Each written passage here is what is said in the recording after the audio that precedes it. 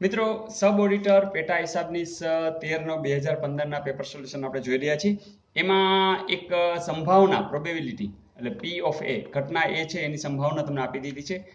અહીંયા P A dash એટલે તમને ખ્યાલ છે કે ટોટલ ઘટના એ છે 1 હોય છે, એટલે તમે 1 માંથી 0.36 બરોબર, તો એ સંભાવના હંમેશા 1 હોય છે, તો 10 માંથી 6 જાય તો 4, અહીંયા 9 માં 6 અને 0, તો 0.64 એવો જવાબ આવશે.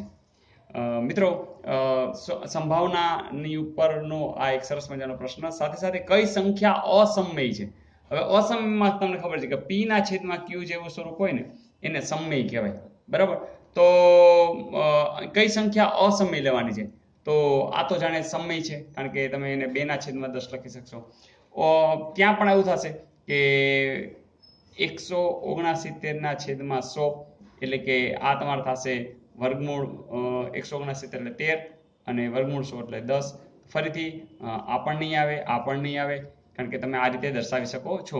આ રીતે દર્શાવી શકવા ન હોવા જોઈએ. પછી 1/3 તો ઓલરેડી આપ્યા જ છે, તો આ પણ નહીં આવે. હવે તમે કહેશો સાહેબ પાઈ એટલે તો 22/7 થાય, તો ન આવે.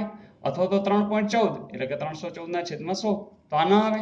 પણ મિત્રો તમને એ ખબર હોવી જોઈએ કે એકચ્યુઅલ આ 22/7 એ નજીક પડતી રકમ છે.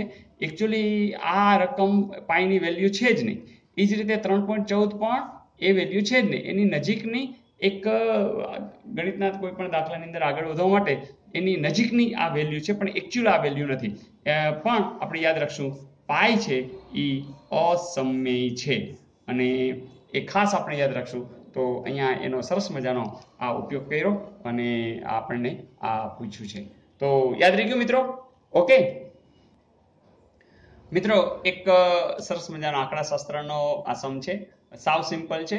10 વિદ્યાર્થીઓએ 50 ગુણની એક કસોટી છે અને એમાં મેળવેલ ગુણ આપ્યા છે 13, 25, 42, 11, 40, 33, 49, 38, 19 ને 27.